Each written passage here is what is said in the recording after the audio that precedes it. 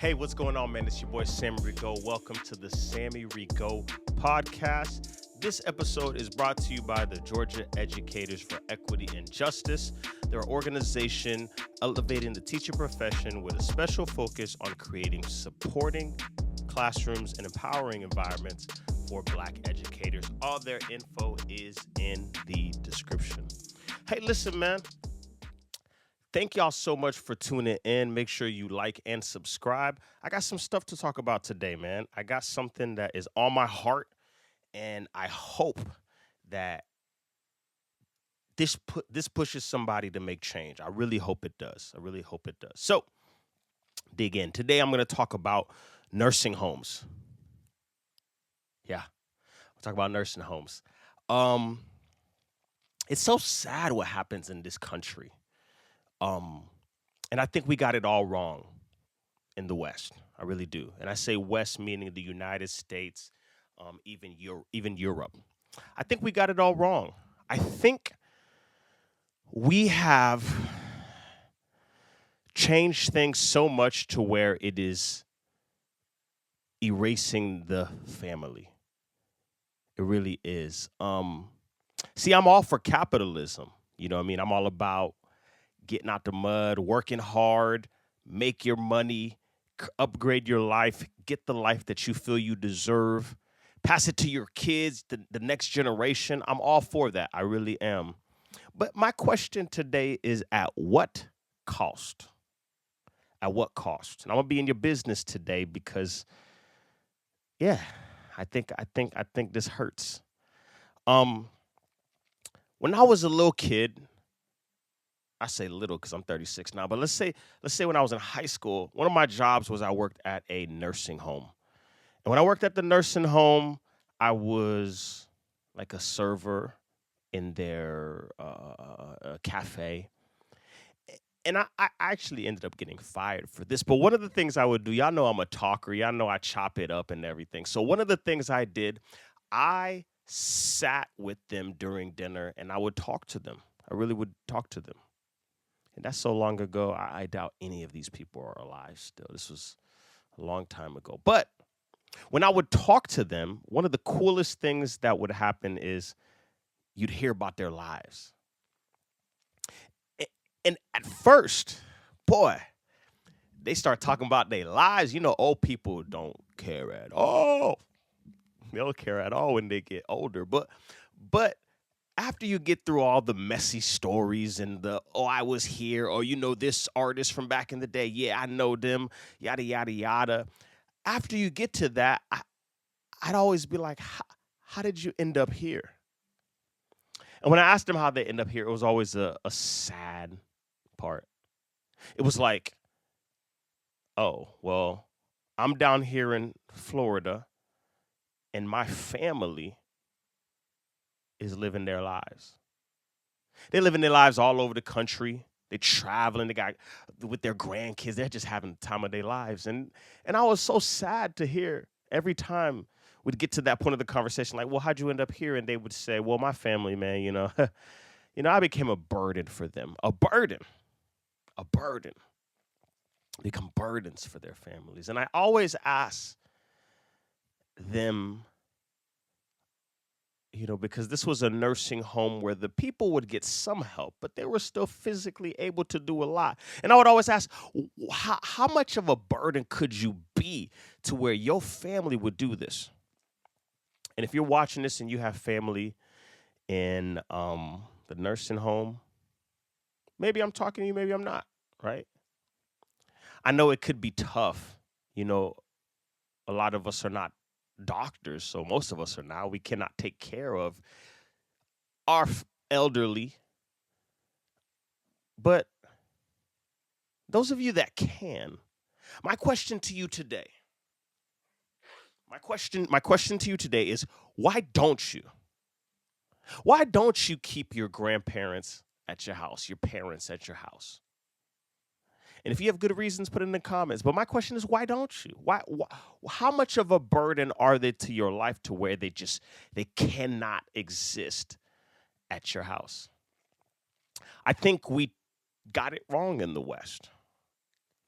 We say The kids have no wisdom. Well, maybe all the wisdom's sitting at the nursing home. We say, oh, these kids have no guidance. Maybe all the guidance is sitting at the nursing home. We say these kids, man, they don't care about nothing. Well, what if they had access every day to people that cared about them and about life? How different would our society look if kids could interact with their grandparents, or if their grandparents or the elderly could interact with kids? This past summer, last summer, my wife and I were here at our house, and we had my auntie come with us. And my auntie at the season was very sick. Praise God, she's a lot better now. But at the time, she came up here, and we were taking care of her, and it was hard because in the summer, man, I teach all year, and in the summer, I just wanted to chill. But I had my auntie out here with me. She's elderly, and she's the one that adopted me, raised me ever since I was a little jit, ever since I was a little kid. She's the one that did that. But when she was out here, it was so hard because it was like, man, I had so many things that I wanted to do, but she slowed me down a lot. She slowed me down a lot. And my wife, God bless her, man, really ended up taking care of her way more than I did because she was home more. And I asked myself this question. We're having a child this year. What if my aunt had to live with us, right? And then as fast as I want to go, all these plans I want to do, episodes I want to record, what if I can't record them because she needs me? What if I can't do this thing because she needs me? I think in the West we got it wrong because for our convenience, we've pushed out a group of people and we've abandoned them. And I'll tell you guys a story. One time I went into I left the dining room with one of them, and I went, right? His name was Mr. Spray. God bless him. Right, Mr. Spray. Mr. Spray from New York. He was the only one that would tip us, which you weren't allowed to tip us because we got paid hourly, but he was the only one that would tip us. He would tip us like $3. And I'm in high school. I always took his table and I would take that tip. But I followed Mr. Sprague to his room. And when we got to his room, I watched how like they were taking care of him. And man, Mr. Sprague was like a businessman in New York, and now he's retired in South Florida. And it was so crazy because he had all this power at one point, and now like they were putting on his socks, and he's like, hey, no, put the left one on first. And then put on his shirt. He's like, hey, put the left one on first. And it started to get me thinking, man, how do I put my clothes on? And I've built all my life with these little things. How I brush my teeth, how I brush my hair, how I comb my hair. I got one of those hairstyles where you brush the sides, pick the middle, sponge it, comb the beard, oil the beard, right? But there's going to be a point where if my children, I'm getting bad thinking about it. If my children are going to put me in a nursing home and kind of push me to the side. Now, I know we don't do that. Not everybody does this, but a lot of people forget about the elderly, and it makes me sad. It makes me sad. We take better care of animals than we take care of the elderly. We follow dogs around with a little bag, and we clean up their poop, and we put it in the bag, and we tie it, right? But if your grandma and them, if she started to use the bathroom somewhere, oh God, no, I can't have her doing that. Something's wrong with us in the West. Something's wrong with us. Something's wrong with us. I think for me, and I'm saying this now, right? And you guys are going to kill me. You're going to say all kind of things, but I'm saying this now. I don't want to do that to my family, right? We're getting right up to that age. They're getting up there. My daddy passed away 2 years ago at 82. He was fully functional.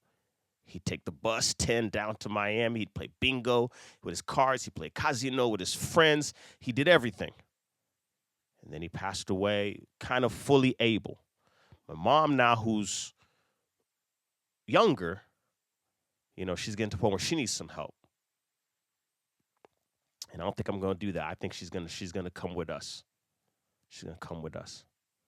I'm not for the whole throwing people away, man. I don't like throwing anybody away. I really don't. So that's my question to you. Maybe this hurts. Maybe this is offensive. Maybe you one of them folk who did it. But my question to you today, how do you want your last 5 years on this earth to look like? What you want your last 5 years to look like? Your last 5 years, right? What do you want it to look like? And with that question, whatever answer you come up with, I want you to think about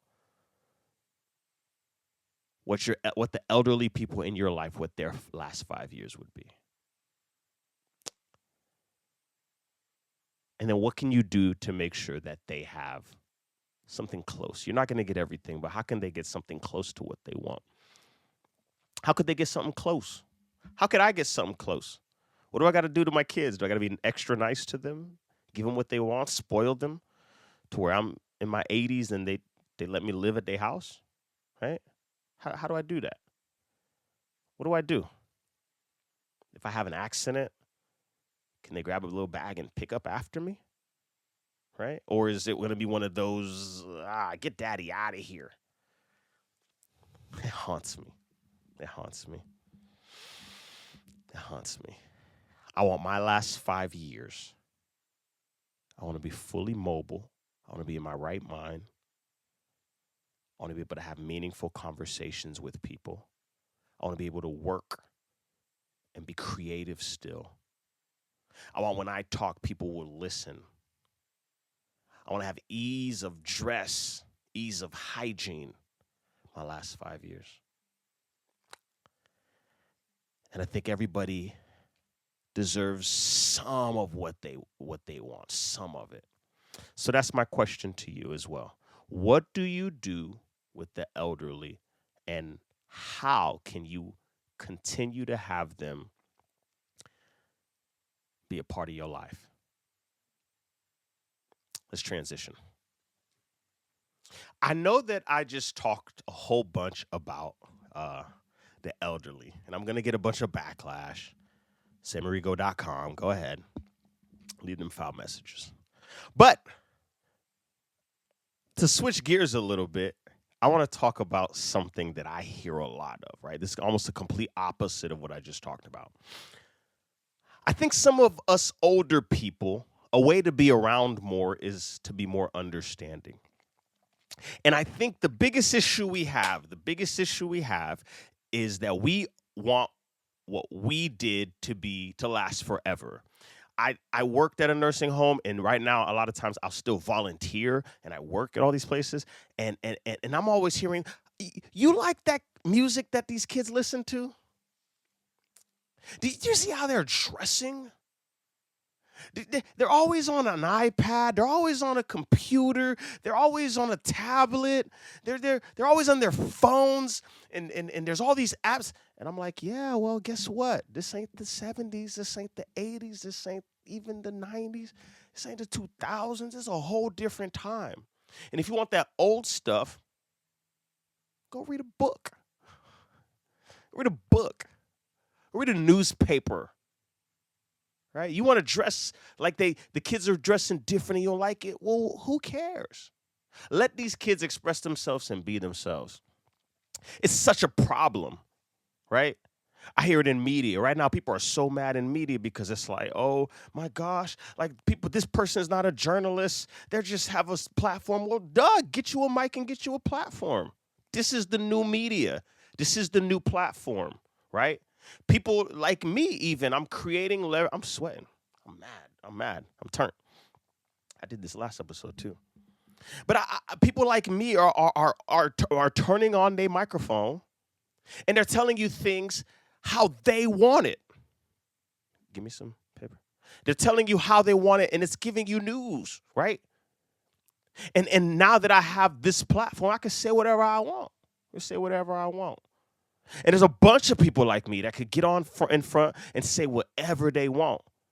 And it's either you rock with it or you don't. But if you complain about this is what media used to be, that's nothing. Most people don't get their news from TV anymore. They get it from TikTok. They get it from Facebook. They get it from X. They get it from Instagram. Why? Because that's where the news outlets are now. They've shifted. They've pivoted. Right? So guess what? That's what, instead of complaining, that's what you should do. That's what you should do. I get conversations from pastors too. Man, people ain't coming to church like that. Well, people ain't coming to church. They watching online or they tuning in the podcast. Well, what you gonna do? Your church better invest in sound system. Invest in invest in live stream. Go get some of these people who know what to do and invest in them so you can have that. Because a lot of these people who just go Facebook Live or whatever live, it don't sound good. And you lose a lot of members because on a Sunday, if on Sunday I can't make it to church, I turn it online and this sounds bad, I'm going to tune into the other one. And if their stuff is banging and I can't make it 2 weeks, I'm going to tune into theirs again. You might lose a whole member. Right? Paul said he became all things to all men, so all men can be saved. It's your chance. It's your chance. If you don't like what's going on right now, find a way that you can participate. Because most people that complain are losing. So I hear this, oh my gosh, micro schools, they're ruining school. Well, if you think micro schools are, you start your own school or support the local school down your street that don't got funding. People hate charter schools, XYZ, blah, blah, blah. Well, you support the school in your neighborhood or the school that you put your kids to and watch there be a difference. But until that time, you're just going to keep complaining. I'm here to say out with the old and with the new, at least today. I think honestly, people complain because of things they don't know. And if you guys have fears, then you should address them fears the right way. Yeah, address them the right way. And then the new people that are doing stuff, leave them alone. Leave them alone. If I want to start a school tomorrow and I go through all the procedures to do it, leave me alone. Right?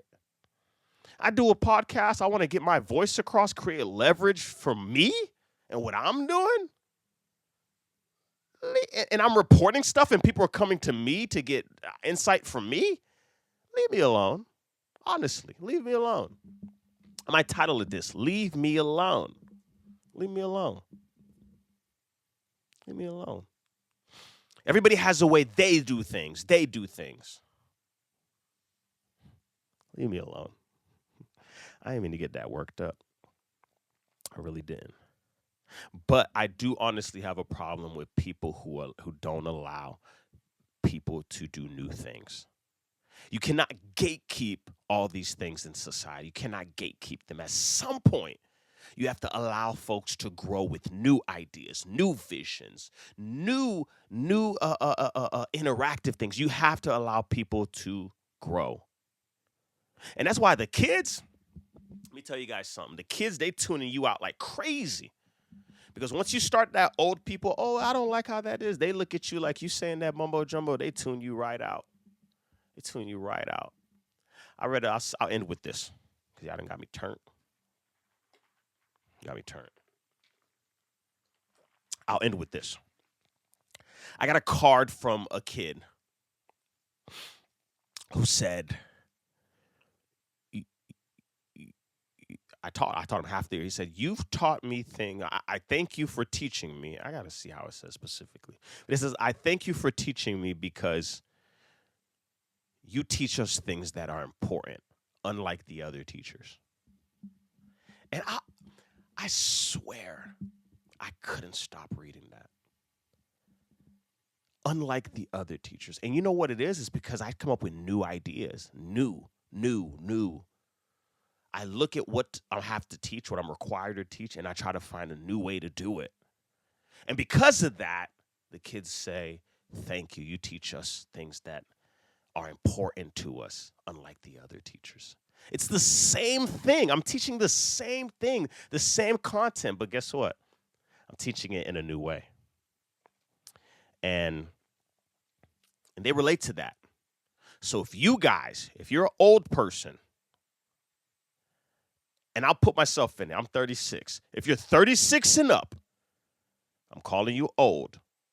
If you're trying to get anything across, you're trying to start a business in today's time, you're trying to teach kids, you're trying to create content, you're trying to open your church and get more people involved, whatever you're trying to do, you're trying to run your own business, you have anything, whatever it is, if you're trying to do that today, and you're old, 36, I'm putting us in it, putting us together.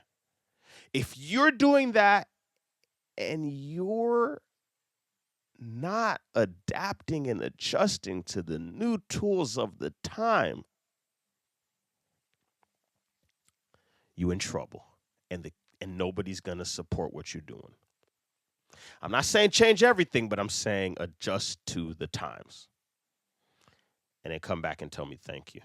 This is Sammy Rigo Podcast, man. We're sponsored by Georgia Educators for Equity and Justice. It's an organization. They might even get in trouble. They might stop. They might get mad at me. But the Georgia Educators for Equity and Justice, they are an organization dedicated to elevating the teaching profession with a special focus on creating supportive and empowering environments for Black educators in Atlanta and all over the South. It is what it is, man. This is the Sammy Rigo Podcast. Please subscribe and turn your notification bell on so that you can get all the content that we give you here. And y'all ease up on me on the Kobe take. I love Kobe. I just love AI more. Peace.